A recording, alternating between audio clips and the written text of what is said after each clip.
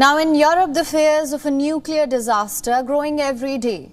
In focus is the Zaporizhzhia nuclear power plant. It's the largest nuclear plant in Europe. For the last 2 weeks, Zaporizhzhia has been at grave risk. There has been fresh shelling close to the nuclear plant. Both Ukraine and Russia are blaming each other, and the UN nuclear watchdog has warned of a nuclear disaster. Ukrainian President Zelensky says it will be a catastrophe that will impact the whole of Europe. Any radiation incident at the Zaporizhzhia nuclear power plant can be a blow to the countries of the European Union, and to Turkey, and to Georgia, and to countries from more distant regions. Everything depends only on the direction and strength of the wind.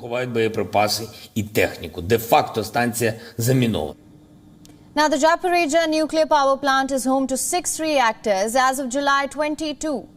Just 2 of its reactors were operating. Zaporizhzhia provides over a fifth of the total electricity generated in Ukraine. The plant has been on Russia's radar since the beginning of the invasion. In early March, Russian troops seized control of the plant. Special Russian military units guard the facility. However, Ukrainian staff continue to operate it. So clearly, there's a lot of tension here. The UN nuclear watchdog says the staff is operating under stressful conditions. So if there is a nuclear accident, no one knows who will deal with it. Will it be the Russian advisors or the Ukrainian staff? Now in March, the Zaporizhzhia nuclear power plant was struck, but there was no radiation leak. The reactors too were intact. However, both Russia and Ukraine blamed each other for the strike. In July, Russia said Ukraine had repeatedly struck the area around the plant. On the 5th of August, the plant was shelled twice. An area near the reactors was hit. On the 6th of August, 7th and also the 11th, there were massive shelling. Both sides continue to blame each other. The repeated strikes have prompted the UN to call for a demilitarized zone. Russia says it will facilitate a UN nuclear watchdog visit to the plant, but says it is too dangerous for the IAEA to go through Kiev. On the other hand, the United Nations says that it can facilitate the visit if both Russia and Ukraine agree. My understanding from the IAEA is that they would like to see this mission go as quickly as possible. It's their mandate. They're in the lead. We will support them in any way we can. Currently, there are 2 major risks here. The continuous shelling could damage the plant, but it is unlikely that it will affect the nuclear reactor.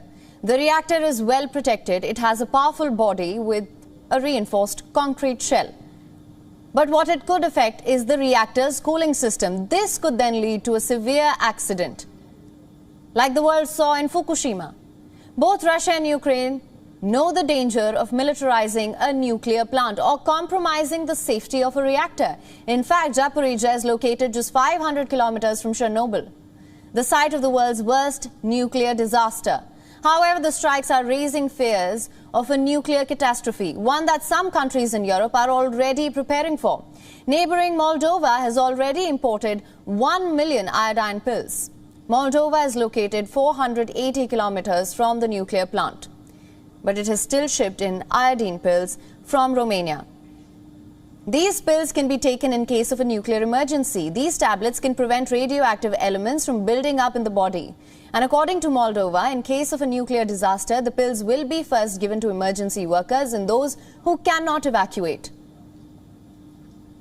This comes as a study said a nuclear war would cause global famine. The study, a Russia-US conflict using nuclear weapons, could lead to 5 billion people dying of hunger. The study analyzed the consequences of 6 different nuclear war scenarios. The first case scenario is a full-scale conflict between the United States and Russia.